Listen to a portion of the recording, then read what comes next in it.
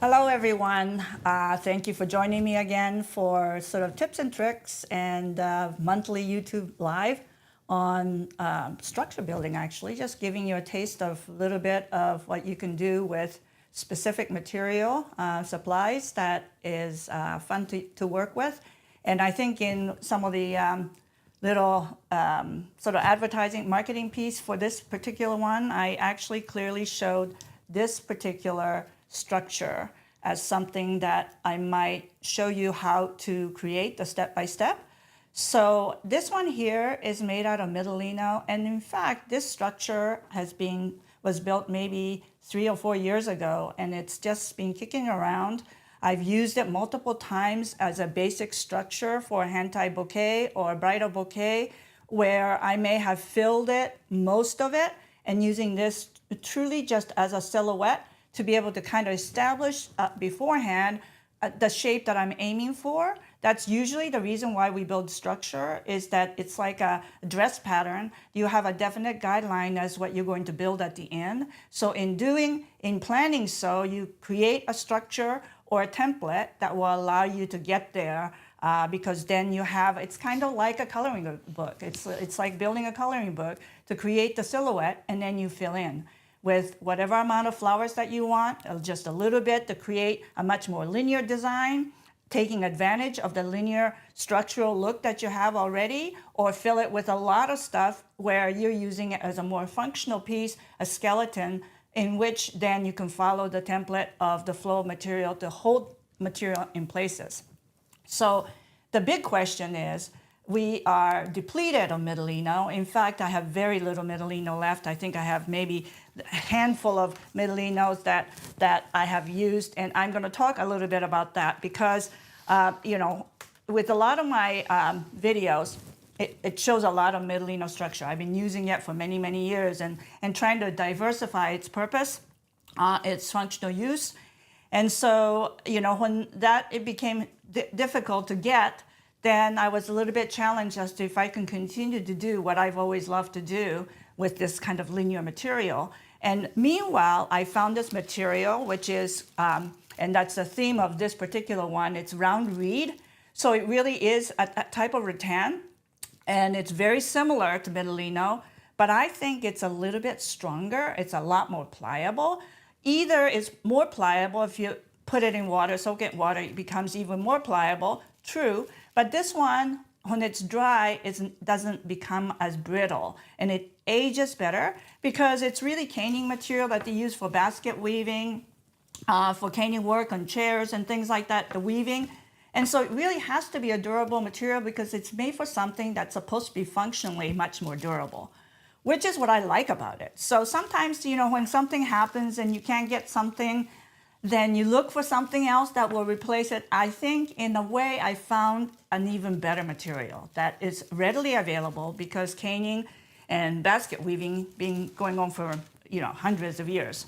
So anyway, I just wanted to I get the material from Levers, which is a Canadian company. So you're going to have to probably find, if you're in the States, going to find a source in the United States. If you go to caning supplies or basket weaving supplies, that's where you'll find it. And they come usually in a roll like this. So what you're going to get is much longer pieces, but it's been coiled. So it's going to have a curve to it unless you soak it and straighten it out. So you can still straighten it out, but generally, we're using for sort of circular effect anyway, so this really works really well.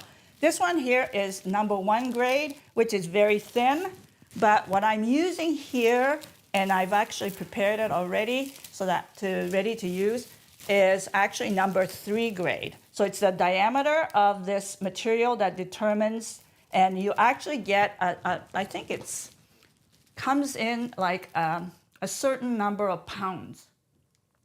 Yeah, it's a 1 pound roll. So, depending on the diameter, you get different lengths, but they're all long length that's been wound up. This is another one of my favorite. This is a #4. So this is a little bit thicker than this one. I've been using it. It's even more stronger, and when you're building bigger structures or something you want a lot more strength, you just go for a thicker one. So what I recommend really for substituting Middlino is #3 or 4 grade. that's what I'm recommending. So anyway, that's how kind of I started to kind of explore the use of this material and what it does for me.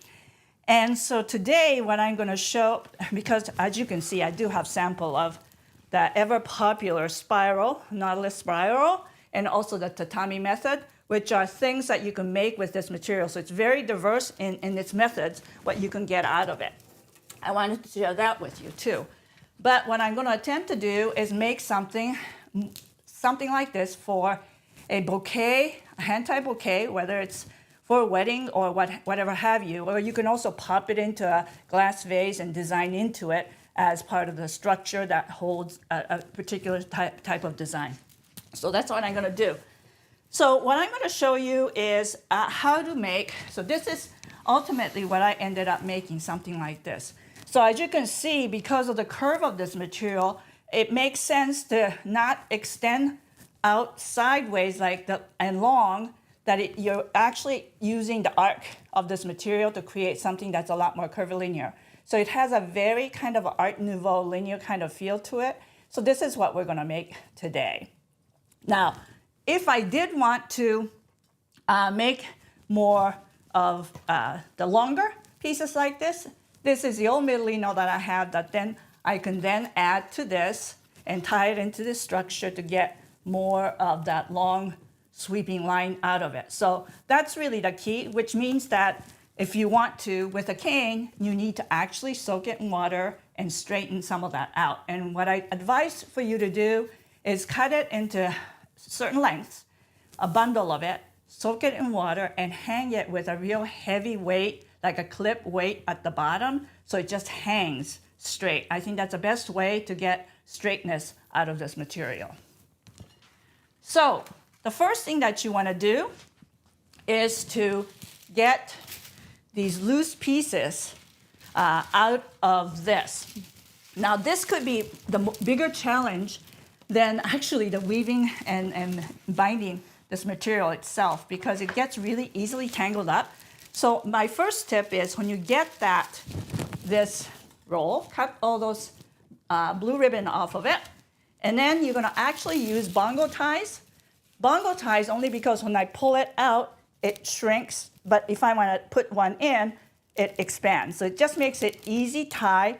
So I start with where it bundled up here, this part here, and then I'm going to actually separate it, and then keeping it like in full length and bongo tie it in several sections so that it's really easy to get the pieces out, because otherwise it gets really tangled up and it becomes a mess and it becomes really tedious.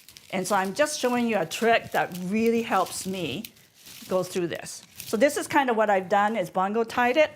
So all I need to do then is pull a piece out like this, follow it, and then here I'm just going to push this out so I can see which piece it is, like this. And likewise here, you can see which piece it is. It's just such an easy way of separating pieces out of it. You know, sometimes working with material like this is it takes even longer to figure out the best way to actually even start using it. Because I think there's one roll that I didn't do this, and it's just a heck of a lot of mess, just because I didn't do it in an orderly manner. And just in frustration, you start just pulling and breaking, and it becomes really much more of a chore than you want it to be. But just remember that when you're doing work with material like this, or when you purchase material like this, it's only as good as what you make of it. Because what I find is that you can have it and you can let it sit and make nothing with it, which is really a shame. It's dollars sitting on your shelf, and it's not making you any money at all, or it's not making you a creative person that you can be because you're not doing anything with it. So I advise that any time that you buy material like this, you turn it into pieces of art so that you have units of material that you have that then you can use, that's ready to use to put it into design. Because I really find a lot of this is all about creating units of art that then you can actually, like I always say, it's like a Lego set. You can actually just put some of them together or separately or, you know, in multiples and build different things with it. So it becomes like I always say, like a Lego set. So that's how you get it. And you have all of those already separated so you don't have to go through the tedious process again. So with this, the key player actually are these little swirls and then these little what becomes extenders. So that's what you want to make a bunch of, because with this, you're going to make it into this, so that this becomes the heart of this structure right here for the linear part to flow through. So that's what we're going to make first. I'm making these. So in order to be very efficient, you want to have lots of bind wire ties all ready to go and cut. There's no need to cut long pieces. They need to be short because you don't want to waste this material. That's the other thing. Like, I really want to make everything to be more sustainable, more profitable, more economical, longer lasting, most useful and reuseful, so that it reduces the amount of work in the future. So what I'm doing is actually just 3 fingers wide. I'm wrapping this around my fingers like this. And as I always do with bind wire, I want to have these cut pieces already made, many of it, of uniform size, so that you know that you can get this job done quickly without having to cut a bunch every so many rounds. So there.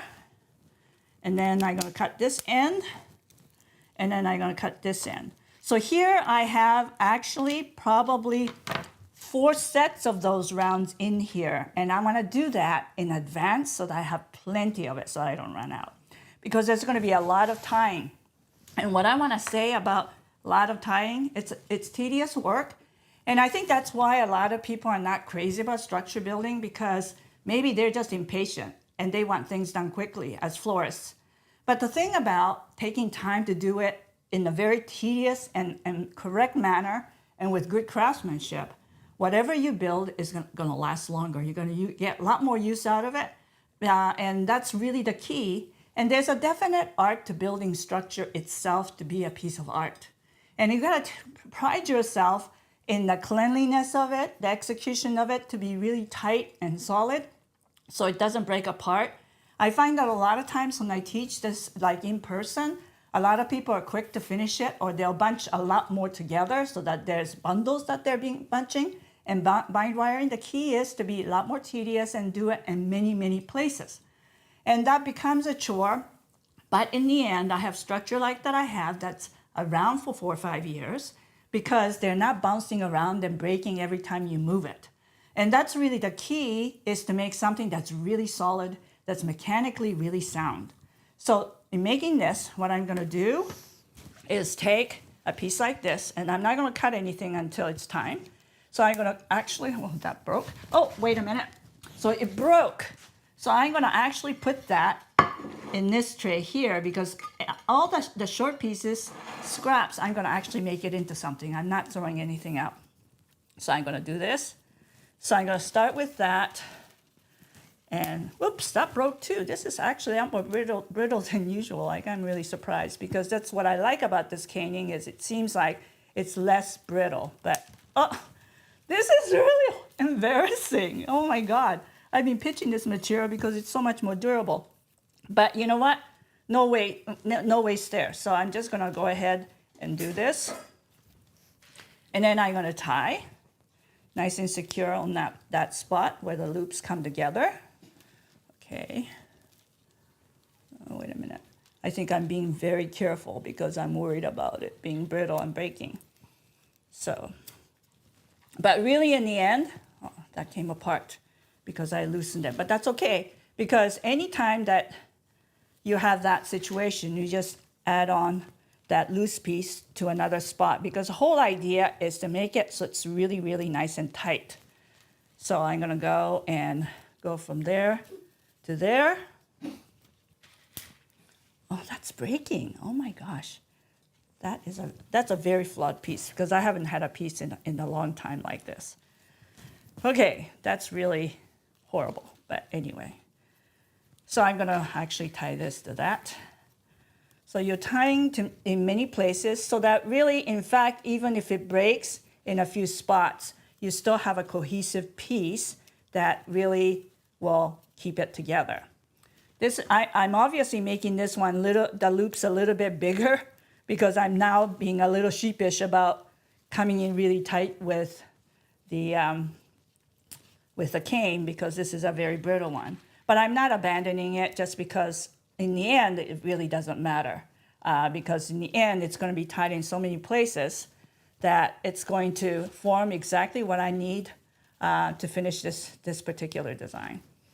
So I'm actually tying in more places than normal because I'm not trusting the brittleness of this is really kind of bothering me. Maybe I need to go to another cane piece that might show a little bit better because I think this is really an anomaly. I really have not had this happen to me at all before. But again, don't trash it just because it just means that you need to tie in more places. That's really the size of it. Because usually what I do at this point, and I'll show you in a minute, maybe in another piece, and I'm hoping the next piece won't give me so much trouble. But really in the end, what happens is, well, I'll show you. It's better to show than to just talk about it. Okay, so I'm just going to finish this off like this and cut this piece right there. And I'm going to just put that piece over there because that's a brittle piece that I'm going to have to deal with. So let's see if this next piece is any better. So, okay, this just feels a little bit stronger. So I'm going to start with this again, maybe 2 or even 3, and maybe a little bit tighter. See, this one's much better. This is behaving much, much better. And the cross piece is nice and solid. I can even feel it just with and that's the thing that I've always found about Medellino. It just seems a lot more brittle than some of this caning. And so that's why I welcome the idea of this material very much because it seems to feel sturdier and over time too, it doesn't get as brittle as what Medellino often ended up. So yeah, so you're just basically kind of going through this and I might just bring this in and around so that it crosses through. Because what you're doing by creating these little, almost sort of spherical ellipses, almost like structure, is you're creating many spots for stem insertion. Because you're creating grid for where the flowers can flow in. So when you use this as a structure for a hand-tie bouquet, you have automatic spots where stems could be placed to get the angles that you want, and it stays in that spot because you created that spot. So that's the key.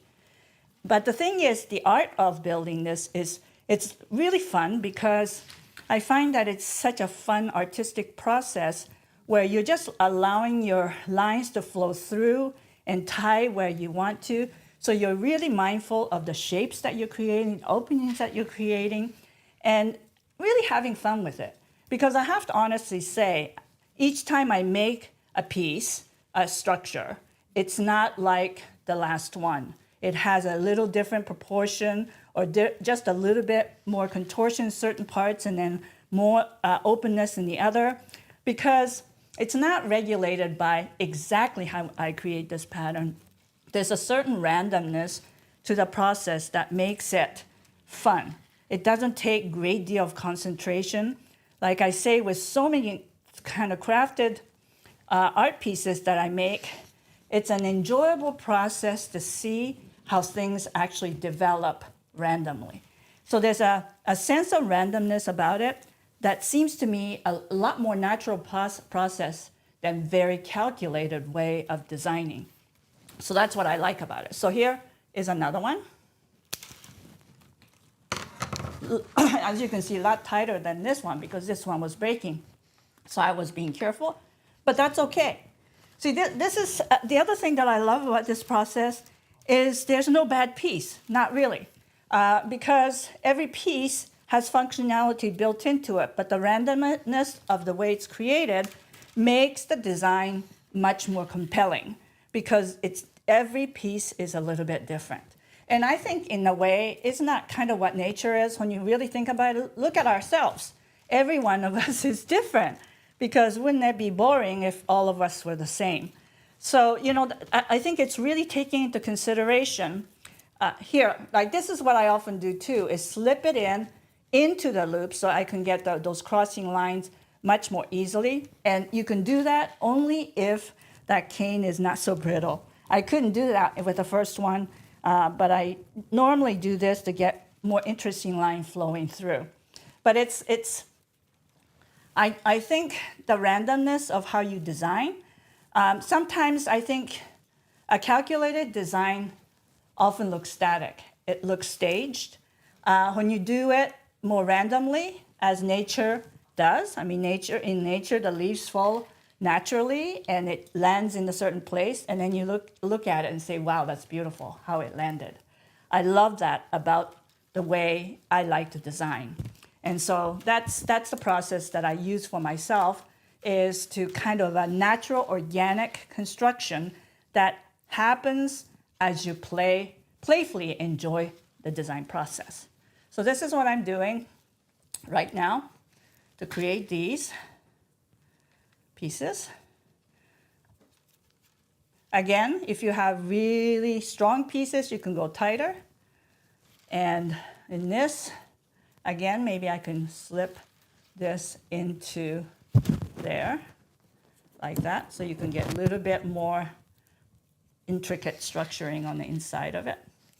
But I think the nature of these curvilinear material allows this to happen, and allowing it and enjoying it is really the key.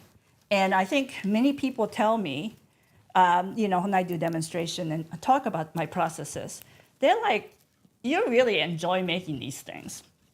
And yes, indeed I do. And I think that's the reason why it looks good, because I'm loving every minute of it. Let's just face it, when you don't like something, things turn badly. When you like something, things turn well. So I've got 3 here. So now the process, what you want to do is make, this one here has 1, 2, 3, 4, 5 in it. So let's see, 1, 2, 3, 4. Okay, we'll make one more. Let's make one more out of this one. Just a small one. Maybe I'll add an extra on it too, because this is a little short, but I want to make use of it. Not discard it only because it's small, or you can always make it into something else, but I'm going to add this to this so that it's not to be wasted just because it was short. So, you kind of determine those things as you go along. And again, not having any real strict system, I think more and more I'm getting away from like systems, like strict systems. I shouldn't say systems because this is all part of a system that's organic. A system that's contrived by man. I said that everything needs to be this, and if it's not, then it's not good. I don't like thinking in that way because there's a lot of things that's good that comes out of not so good. And I think in recognizing that, you learn from the bad lessons to make something great out of it, or also what it is also that you learn to salvage things that's going wrong because you were able to shift your mindset to do it in another way instead of being a failure at doing it the first way. So I think all of this becomes a real lesson in flexibility, learning to see what you have and learning to love what you have and see its potential. A lot of people I don't think gives enough of something a chance. And they declare themselves they're not good at this because it turned out so badly. But the thing is, when you combine them together, it may turn out to be the best thing that you've ever done. And not giving yourself that opportunity to show up that way, I think that's a shame.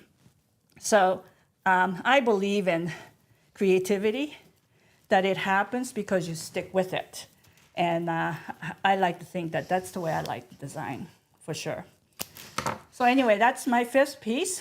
I got that. So I'm going to just tie that together. It's just a little handle on this one, but that's okay. So I got the 5 structures, the little mini structures. So now what I have to do is trim it. And so these are the tools that the 2 tools that I need for this job. And I'm hoping that I can make many, many pieces out of this, because everything that I made so far in preparation for this came out of this roll. And I see myself probably making, if I were going to repeat making a lot of these just to have on hand, that I can probably make maybe 10 to 15, maybe more out of it. Now, that's out of caning that cost $20 Canadian, which is probably $15 US dollars, makes 20 pieces that each one of these, what is it worth? So, I just feel like turning it into dollars, it's the value. And because this is another way that you also, as an artist, as a designer, is giving yourself self-worth, that you're good at something and what you made out of something is worth this much. So I think it kind of sort of evaluates your talent and skills and what your time is worth. I mean, it's a question that we all need to have for ourselves to decide what our talent is worth. And so, but that's the reason why I don't like to think in making all of these to be a single use and throwaway, because that's just declaring that your material, what you made is not good enough to be kept. And I really like to declare that what we make is worthy of keeping and that it's a piece of art. And so I think that's really the determination between making floristry that is just single use and then trash it, to making part of that design to be something that's worth keeping, that then it pays you back each time you reuse it.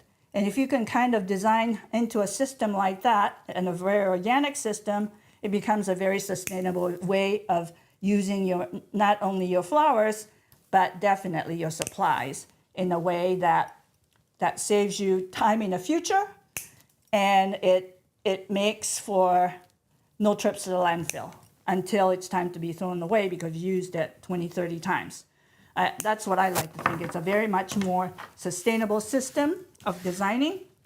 And this is not for designing just every arrangement that goes out. It's for designing when you have special requests or special shapes or special something. And hopefully it is an opportunity for you to get the structure back, because then it benefits you in being able to reuse it. But if it's not coming back, make sure that you're charging plenty for it to be taken away and for it not to return.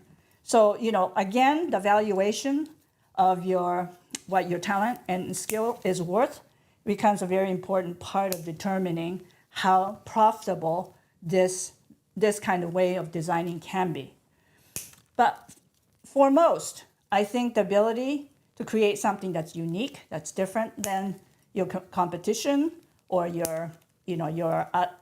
just to kind of boost your business, your way of designing, to have opportunity to showcase something that is very beautifully handmade, that's unique to your business. I think that's always a very important part of marketing side of your shop profile, what you can do and what you can do better than others, if that is something that you intend in building your business.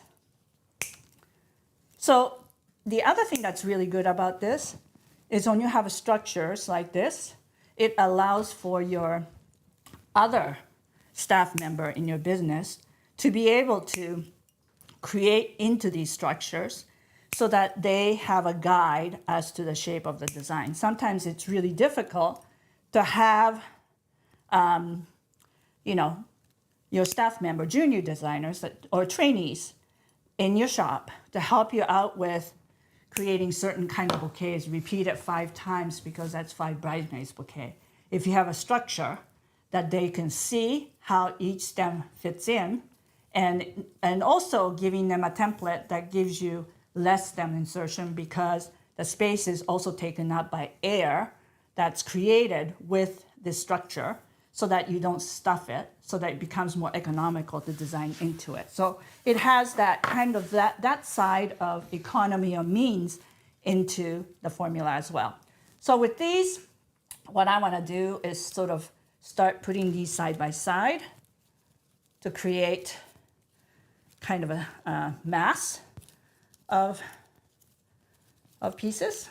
So it's like this. And then there's this one here. I'm wondering, this one maybe I might make it slightly different in that maybe what I'm going to do is have a little satellite of one of these kind of coming over to the side. So it's a little bit different than the first one, the first sample one I made, and the second sampling that I also have started. So what I want to do is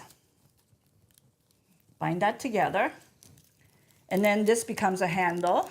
Even though it's curved, when you have several of them together, it starts to straighten up a little bit. And it's not that real important that it's perfectly straight, but it gives you the handle, the notion of a handle that is good. And so I'm going to bind that all together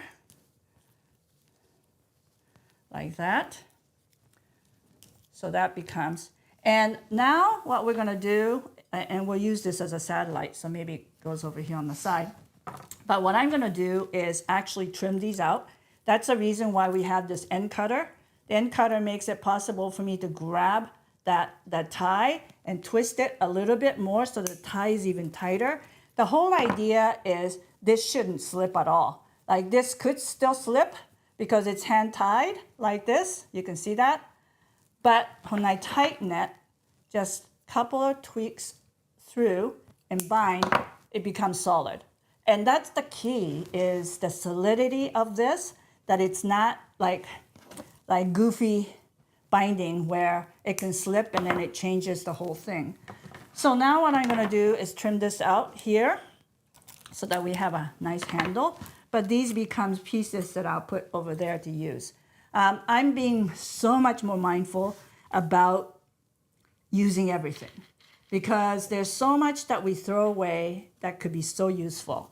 So anyway, at this point, what I'm going to do is these are loose pieces, but now I'm going to kind of tie them together, bind them together in a few spots so that those 4 units together becomes much more solid. So when you put any kind of heavier flour into it, like say if I'm using for instance, like shampoo ginger from Hawaii, it's really heavy head. If I push it into here and if this isn't tied together, this flops. But if I have this tied together, then it becomes a real solid pocket to be able to hold the weight. And that's what I'm looking for. And this is the other thing that I want to point out to everyone is you have to be that meticulous and tie in that many places. If you don't, then you're kind of doing a very dilute, kind of a structure building where it's not useful to you as much because it may down the road, after first use, second use, it may just break because you didn't tie it tight enough to make it a solid structure that you can depend on. So yeah, that's why it's really important to go through this process. This is tied. What I want to look, I want to look for the fact that here's a spot that's loose, so I'm going to have to tie that together. So I'm looking for those loose pieces that still springs. I want to get rid of that. I want to make sure everything is just really, really solid. So there's that. I had a question Yes? from Patricia Daniel. She was asking, what tool are you cutting the wire with? This is called end cutter. So if you actually look up and Google end cutter, you'll be able to find these to buy. I love these little small ones. They're only like $15. And what it is actually like, usually cutters, it's really a wire, it's almost like a plier, but it has a very sharp edge. So you can use it to pick up that binding and then twist and then apply pressure to cut through so that it's a one sort of sweep in how this tool could be used. It just makes it for efficient cutting, efficient tying to tighten it and to cut at the same time, so you're not wasting extra effort with like even extra tools. It's just one tool that does it all to tighten everything. So here I just added another one so that it stays together, and then I'm going to add one more. So look up end cutter. That's what you're going to look for, and buy actually just a small one that just goes into a palm of your hand, because this process that I'm showing you, all this repeat tying and cutting, it's a lot of cutting and a lot of twisting, and so you want the lightest tool possible so that it doesn't exert heavily on your hand. So I'm going now and cutting all those ties wherever there's a tie, because you saw at the bottom when I showed you this that it was loose, but then when I tightened it, it becomes solid and it stays there, it doesn't move. And that's what you want with all of these. You don't want them sliding around. So I'm actually going and cutting the ends of each one of these by tightening and then cut, because then you have a very, very clean finish and also very secure finish. Like I want to be, no matter what it is, even if this is just an underlay I'm making and I intend to use it as just a repeat underlay piece and not the prominent artistic piece that's shown, even when it's just a repeat use as functional, you want it as strong as possible so that you can see that I can put stems in any one of these spots and you can tell it all stays in place. It's no floppiness at all, which is what I want, because that's just good, solid mechanic. I like to, if I'm doing this as a in-person workshop, I would go and test out every one of you's pieces that you're working to see if there's any spots that I can feel is loose. Because if there is, you should fix it. Because ultimately, that's going to determine how good your piece is and functional and how useful. How many times you can keep it for before you have to discard it because just wear and tear of it all. I have a couple questions for you. First, from Astrid asking, I guess with using the reed, it might be smart to always soak it first.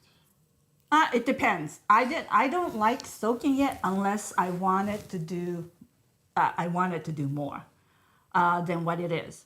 What I'm enjoying, because I think I'm still in a very early stage of using this material, in comparison to the straight Medellino, I feel like this one has more ability to twist tighter. And I also like how it comes off as an arc, because I'm learning to work more with arcs. It's already in the arc shape. And so I'm taking advantage of it. I'm in early stage of using this material, because I don't feel like I'm not thinking of forcing it into more than what it gives me right now. Now, at some point, I may get tired of that ability because I've worked it to death, and I want more straighter pieces, then I'll go back to it. But I think it's the whole transition from the straighter piece and what it did for me. And I like that this one has an automatic curve, and I want to make the most of it and what it can do for me. So it's up to you what you want to make. If you like it, it's really kind of the man's mind, the human mind, that decides what you want out of it. And then you have to do the techniques or the processes that allows that to happen. I'm just not needing it right now. So right now, I'm not soaking it because I'm just liking the beautiful curves that it gives me right now.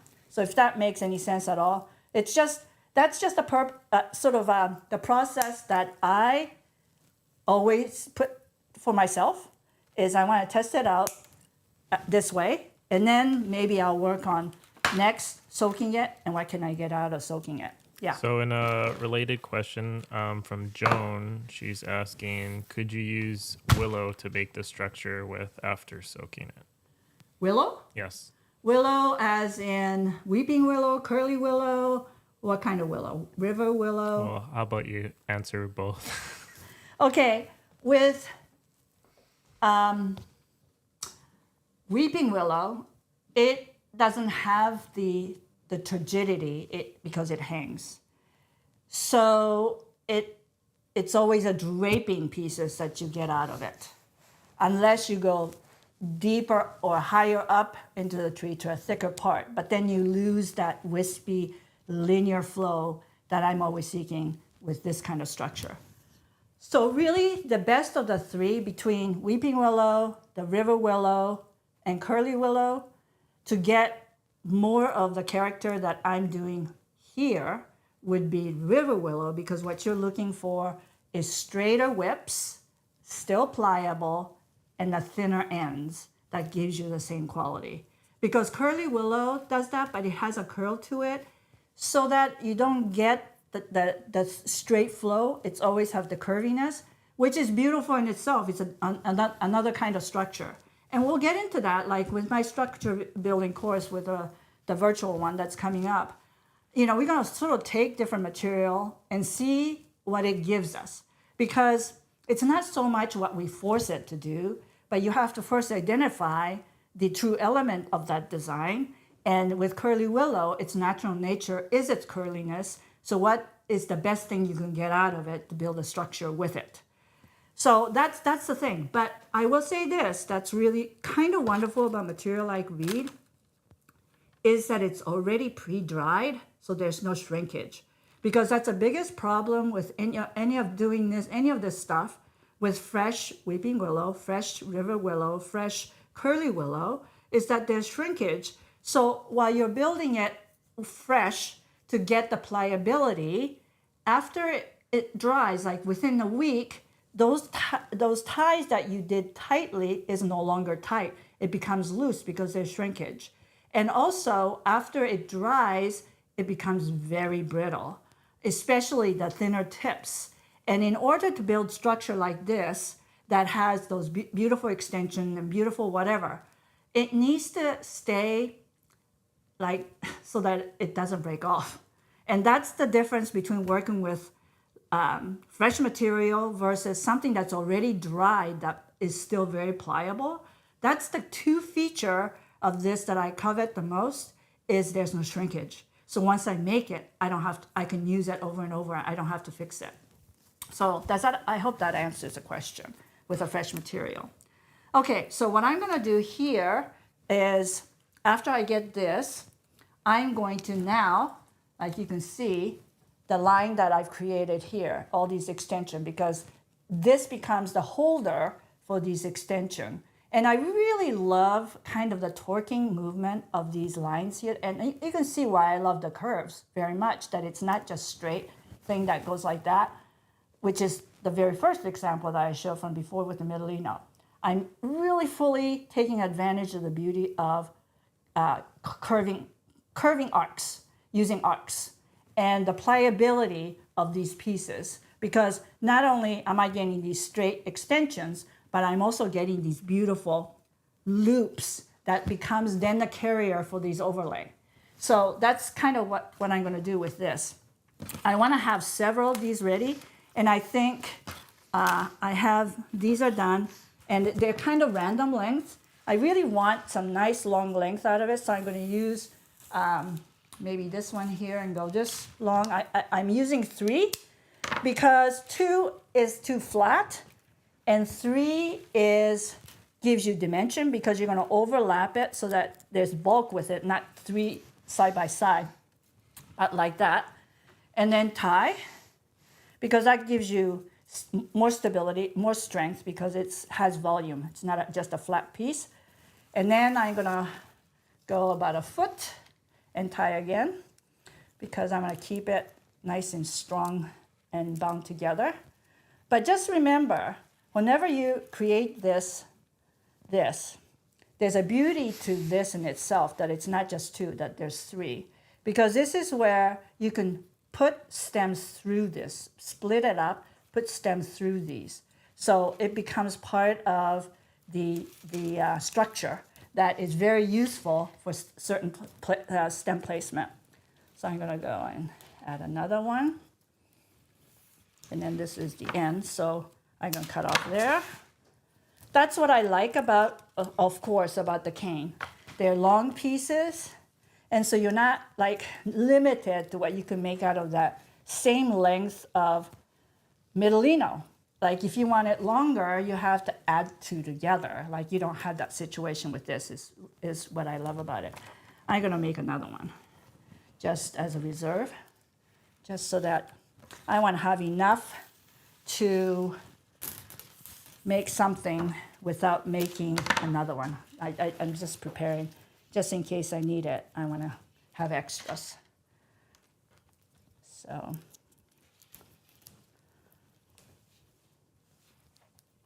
and you can see that with this, just hand tying, I can feel that it's not strong enough, so that end cutter will tighten it up beautifully. And that's why I love that tool so much. And you know, just generally, as you get older, you know, we use our hands so much. And if it starts to weaken a little bit, because I know there's so many of us, not me included just yet, but, you know, arthritis and all that kind of thing, because we work so much with our hand. And so I think having a tool that helps in that process, in tightening things up, instead of having to force it with our hands, I think any help is very valuable for the wellness of, you know, being able to do this for a lifetime and not having to worry about taxing our bodies and wear it out. So again, I'm gonna go in here and cut those extra off. So, you know, it's like even this process of having a whole bunch of these arcs, I would do that when I have a whole roll like that, to make a bunch of arcs so that they're available when you need it to use in whatever that you're creating. And you'll see after I finish this, and then, you know, when I continue on with another segment of it, you'll see how having the system of pieces is very beneficial when you're trying to create another new piece that can be concocted out of pieces that you have plus.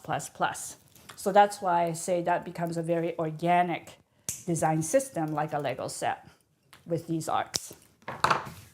So, okay, here. So now I'm going to take that piece, okay, here. And then I'm going to now use this, maybe the long piece, and add to maybe add across this. So I'm going to now tie this across the top and maybe bring it down. But maybe in the process, I am going to also loop, because this is a long piece, I'm going to loop it so that I can get an extension that goes out farther out. So maybe this one, I'm going to actually slip it through here so it kind of goes in the lower portion, because then I can make this, if I add it to this spot here, because this, depending on how and where you attach it, you get more extreme curves that could be useful platform for the next layer. So with this one, maybe I'm going to bring this up and bring it into maybe this spot here, so that you have an interesting curvature flowing through this design. Maybe like that. Okay, so then, I mean, this looks like a very extreme piece here, but let's see what we can do to alleviate that a little bit more by bringing this through that portion. Maybe this is going to be more of a cascade. Maybe that's how we're going to go. So I'm kind of determining as I go along to see the shape and see what I like of it. Okay, so what I want to do sometimes, if I want it to not curve so tight and into an arc, and I want to go like this, then what I need to do is find another piece that it can rest on. So that means that I'm going to go in here and add maybe this to this. So you're just kind of adjusting as you go along to get a little bit more height here. So if I attach this to that, like that, and nice and tight to that structure right there. Maybe I'm going to attach it to this one. But I feel like what I like about this whole process is nothing is wrong.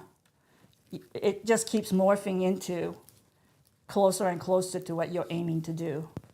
So what I want to do here is to bring this up here to create a little bit more of a plane so that the next layer that goes over it has something that will pull it up instead of pull it down.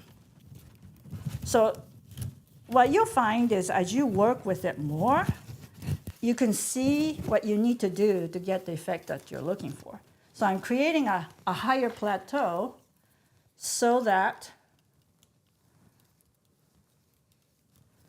this will help bring things up rather than pull it down, if that makes sense.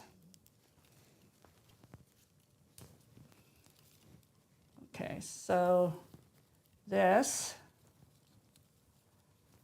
let's see, maybe this to this to this.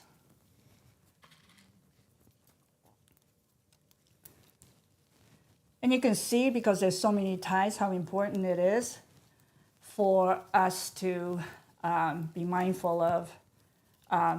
Okay, so here, this is going down, but if I want this to go up a little bit more like this, I just have to bring this up like that. So that brings it up. So it's just the way you manipulate it and where you attach that will help lift it up a little bit more so that the curve is not quite as severe, because the arc was so much so that it was starting to make a circle underneath, and I wanted to lift and make it. So you can see how this is becoming. So you can see that this is how you create this. I think it's just so much fun. I love the linearity of this structure in itself. It's really sleek. It has wonderful opportunities to make it so that it really has interesting flow that I may be looking to create. Maybe, okay, like here, it can come this way, or it can also go that way, and create another extension that goes onto that direction. So it's just, this is the beginning, but you need this part to be nice and tight and solid, so it becomes a landing spot for all these pieces to attach to. So that's how I'm going to be working with this. So are there any questions about this? Because this is just a very fun kind of design to do, because it gives you lots of opportunity to flow your line into it.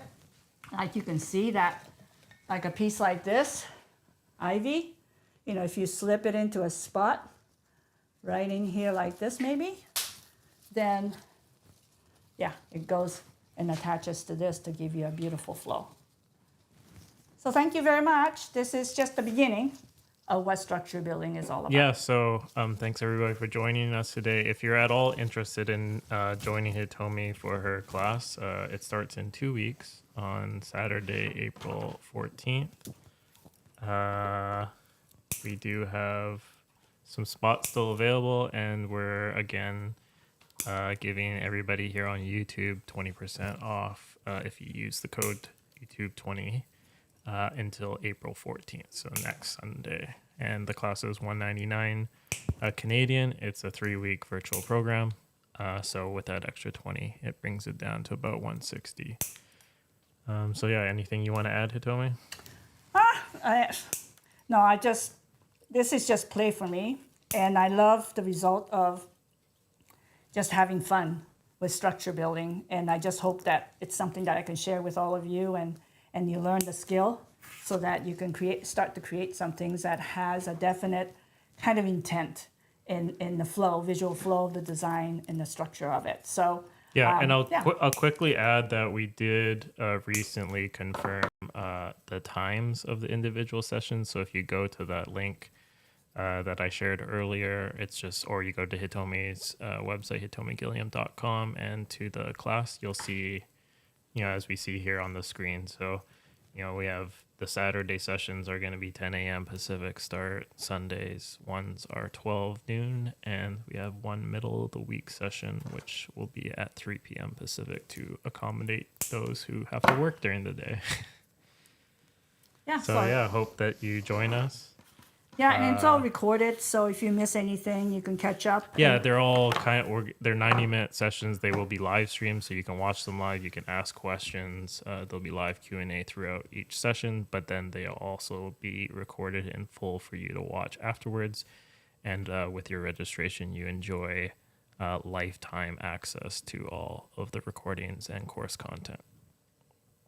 So yeah, if you have hope any you can join questions, us. feel free to reach out to Hitomi on social or email. And otherwise, we'll see everybody next month for another live stream demo. Yeah, and look for some of these structures for me to flower it. I'll be posting on Instagram and Facebook from time to time. I have to wait till I have some flowers. And so after some of the flowers that starts to bloom here in the garden, the tulips, etc., and also when I have a little bit of shipment of flowers come in, I'll be using it to show how it looks with flowers on it.